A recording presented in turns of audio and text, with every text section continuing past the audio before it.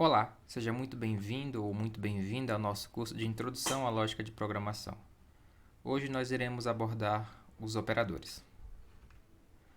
Bom, operadores em programação são símbolos especiais que informam ao compilador ações matemáticas, relacionais ou lógicas que devem ser executadas sobre seus operandos. Um exemplo que nós podemos citar aqui é a operação de soma. Por exemplo, nós estamos aqui somando 100 mais 250. No caso, o símbolo mais aqui, o símbolo de adição, ele representa essa operação matemática em que a gente está informando que a gente quer que esses dois números sejam somados, produzindo um novo número, no caso, o 350. Esses valores 100 e 250, eles são aquilo que nós chamamos de operandos, ou seja, esse operador aqui define o que vai acontecer com esses dois valores, tá? Então, sempre que a gente está trabalhando essa questão de operadores, eles vão informar uma ação que deve ser executada com um ou mais conjunto de informações, tá? Não se preocupem aqui com esse termo aqui que eu introduzi, tá? Compilador, tá? Isso é uma coisa que a gente vai aprender mais ao decorrer, ao longo do nosso curso, mas por hora vocês precisam só entender que um compilador ele é um programa que ele analisa outros programas e gera o binário que vai ser executado pela máquina, tá bom? Nosso foco aqui realmente vai ser só entender o que são esses operadores. Beleza? Aqui a gente tem agora o operador de atribuição, que é o que a gente já comentou nas aulas anteriores. Vamos imaginar que nós temos lá uma variável que vai receber um texto qualquer, no caso o nome, tá? Sempre que a gente vê essa flechinha aqui em vermelho, nós estamos fazendo uma atribuição, ou seja, o valor que está na direita vai ser atribuído para a esquerda, vai ser salvo nessa variável. Então aqui a gente está atribuindo o nome, que no caso é João Carlos, a gente está atribuindo aqui um endereço, que é rua, mais o número, mais o complemento. Vocês podem perceber que anteriormente no primeiro exemplo a gente tinha comentado que o mais ele tinha uma função de fazer um cálculo matemático, tá bom?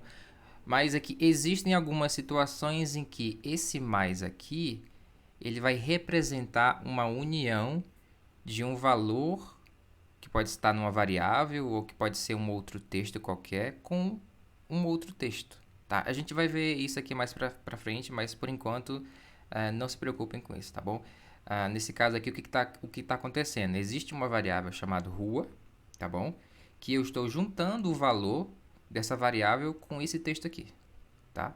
Que está entre aspas. Então, provavelmente aqui dentro da rua eu devo ter de fato o nome da rua, tá? Eu estou adicionando uma vírgula aqui, estou juntando esse texto com esse texto aqui e também estou juntando isso com um número, que provavelmente deve ser o número da casa mais um complemento. Então eu estou pegando todos esses valores aqui, estou fazendo uma operação de união nesse caso, porque existem textos e números que estão se unindo para formar um novo texto que eu chamei de endereço completo, tá? E eu tô tudo isso aqui é possível através dessa atribuição aqui, tá bom?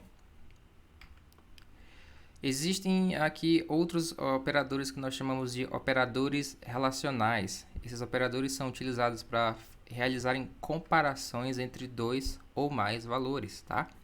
A gente tem a operação maior que, menor que, maior ou igual e diferente, tá? Essas são as operações mais básicas que vocês vão ver quando a gente estiver desenvolvendo os nossos algoritmos, tá? E aqui tem alguns exemplos, tá? 2 é maior que 1? Verdadeiro. Tem um detalhe importante aqui, ó. Esses comparadores que vocês estão vendo aqui, eles sempre vão produzir um valor lógico.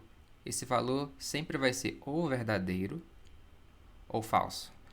Sempre que vocês estiverem utilizando um operador relacional, tá? Ele vai devolver para vocês um valor lógico. Se vocês estiverem fazendo qualquer tipo de comparação, o resultado sempre é um valor lógico, tá? Então aí vocês podem ver que 2 maior que 1 verdadeiro. Se está verificando se 2 é menor que 1, não é verdadeiro, é falso. 2 maior ou igual a 1, verdadeiro. 2 igual a 1, não, falso. E 2 diferente de 1, verdadeiro.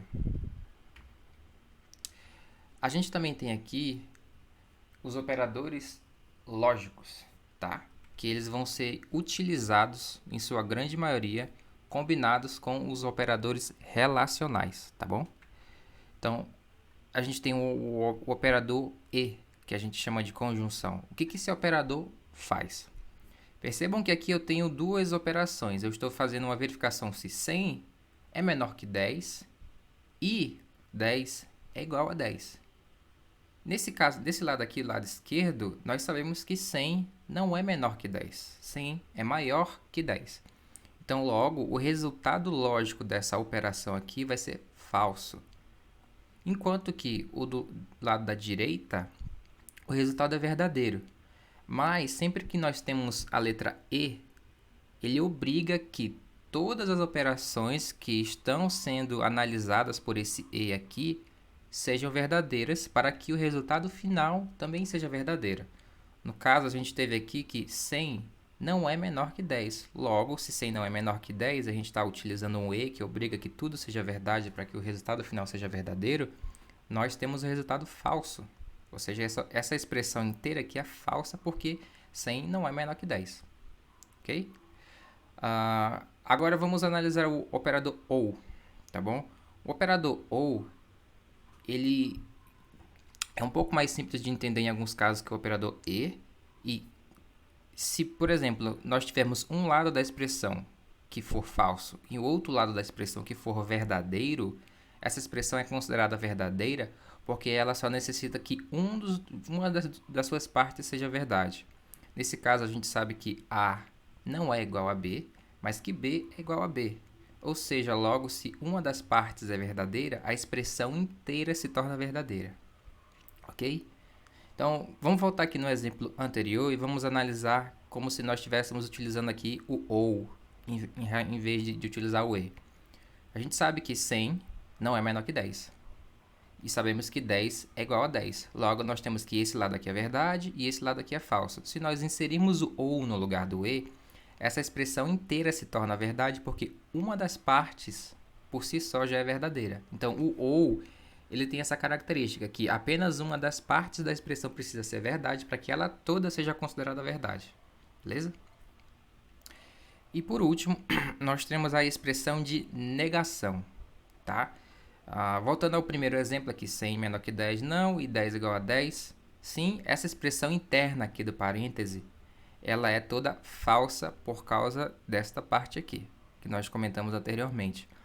Mas nós colocamos um operador não, ou seja, ele vai negar o resultado dessa expressão aqui.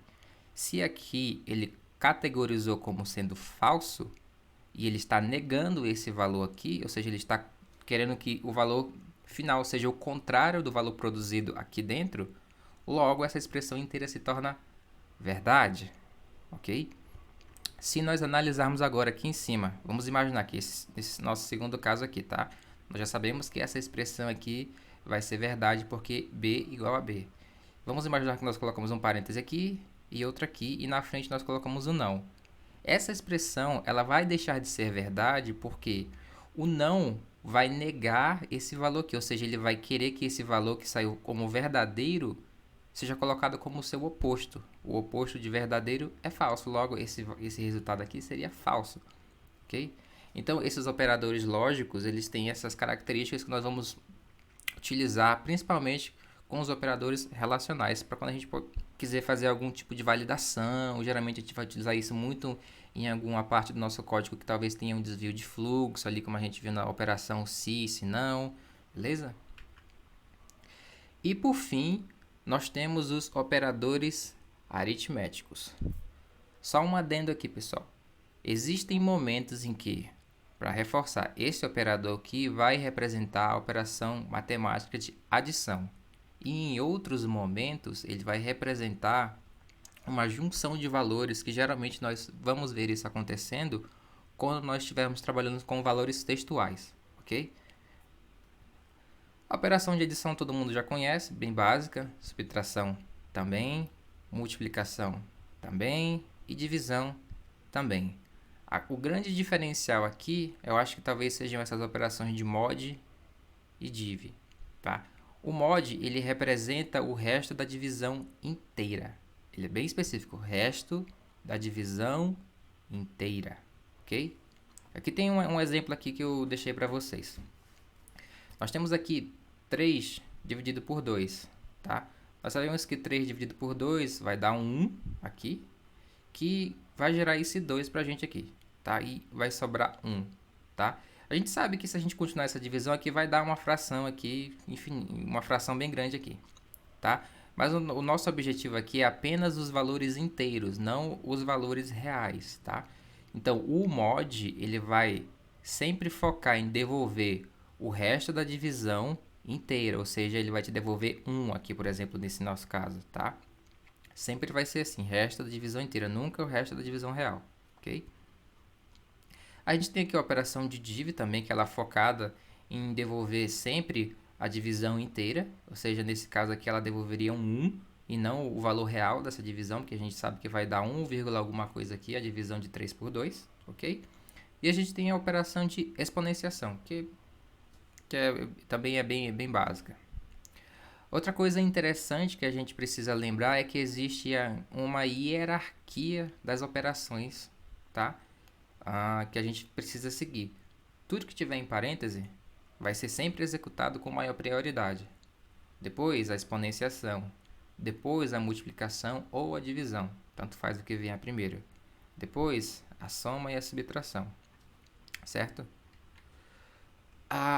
Voltando aqui àquele caso que eu expliquei em que o sinal do mais tem mais de literalmente uma função. A gente chama isso aqui a concatenação, a união de símbolos literais ou de texto, tá? Esse detalhe aqui é muito importante de vocês entenderem quando é que nós estamos tratando de uma operação que é puramente matemática ou de uma operação que existe essa junção de valores, ok? Então aqui eu criei um exemplo. Temos uma variável nome que recebe Maria e a gente vai escrever esse nome na tela, tá? Dentro dessa nossa função que vai escrever na tela tem uma mensagem inicial chamada olá mais o nome. Nesse caso aqui, o símbolo de adição ele não expressa uma operação matemática, mas sim a união desse valor textual com esse outro valor textual aqui, ok? Mesma coisa aqui, a gente tem um conjunto de letras, tá? Que a gente está unindo em um literal único, um texto só, e atribuindo aqui nessa variável letras, ok? Bom, essa aula é um pouco mais simples, tá? Ela é a continuação da nossa segunda aula, ok? E aqui eu tenho uma lista de atividades que eu estou propondo para que vocês possam fixar esses conteúdos na cabeça de vocês. É muito importante que vocês façam essa lista, tá? Essa lista vai ficar aqui na descrição do vídeo para que vocês possam pegar. E qualquer dúvida ou comentários que vocês quiserem colocar aqui no vídeo, sinta-se à vontade. Vamos alimentar essa discussão para que a gente possa aumentar o nosso entendimento sobre esse assunto, ok? Então eu vejo vocês na próxima aula. Muito obrigado.